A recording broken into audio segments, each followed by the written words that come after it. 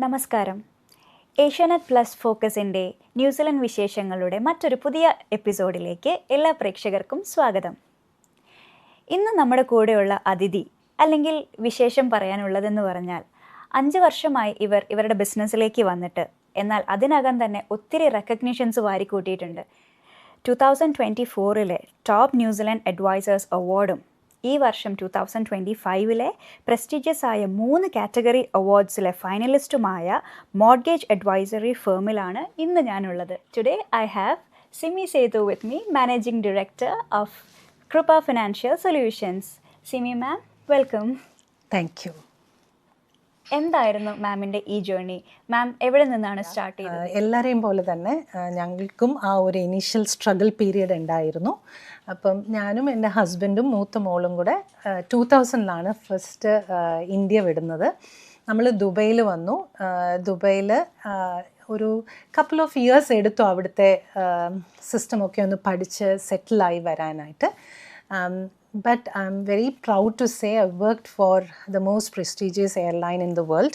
Emirates Airline വേണ്ടിയിട്ട് work ചെയ്തു. അവിടുന്ന് സീനിയർ സെയിൽസ് എക്സിക്യൂട്ടീവായിട്ട് റിസൈൻ ചെയ്ത് then I went into big corporate called Travelport. അവിടെ കമേഴ്ഷ്യൽ മാനേജർ റോളിൽ ഇരിക്കുമ്പോഴാണ് എൻ്റെ ബ്രദർ ന്യൂസിലൻഡിലോട്ട് മൂവ് ആയത്. അങ്ങനെ ഞങ്ങളൊരു ഹോളിഡേക്ക് വേണ്ടി ന്യൂസിലൻഡിൽ വന്നതാണ് 2007.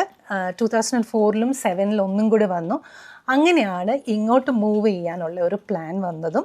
ഇവിടോട്ട് 2012 ഒരു പെർമനൻറ്റ് റെസിഡൻസിയോട് കൂടി തന്നെ ഞങ്ങൾ ആ പ്രൊഫഷൻ വെച്ചുകൊണ്ട് മൂവ് ചെയ്തു.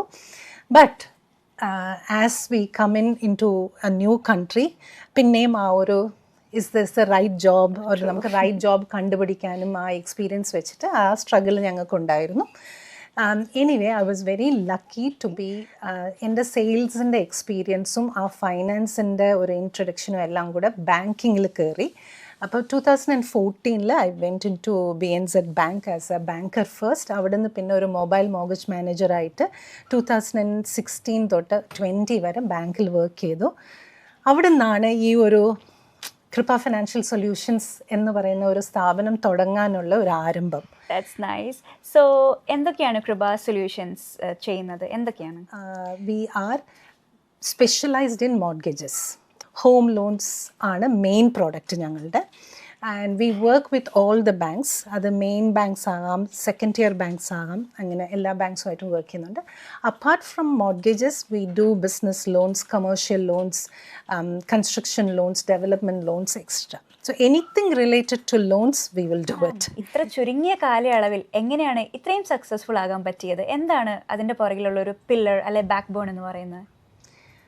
ഡെഫിനറ്റ്ലി ഞാൻ മാത്രം വിചാരിച്ചാൽ ഇത് നടക്കില്ല, അത് ഫോർ ഷുവർ. അപ്പോൾ എൻ്റെ കൂടെ ഡേ 1 തൊട്ടുള്ളത് എൻ്റെ ഹസ്ബൻഡാണ്. He was the support from day 1. Sethu നാട്ടിലാണ് ഇപ്പോൾ ഉള്ളത്, അതുകൊണ്ടാണ് ഇന്ന് നമ്മുടെ കൂടെ ഇല്ലാത്തത്. പക്ഷേ apart from that I have got a great team behind me. I have got about couple of credit writers. One is on maternity at the moment, so you didn't meet her. അപ്പം ഈ team എന്ന് പറയുന്നത് they are same ഗോളാണ് ഞങ്ങൾക്ക്. Your trust is our priority ആണ് നമ്മളുടെ tag line. അത് തന്നെയാണ് നമ്മൾ we drill down into the team also. പിന്നെ apart from that I am being very humble to say that the training and the experience that I have got from this different corporate companies that I have worked for, which is including BNZ, has taken me here.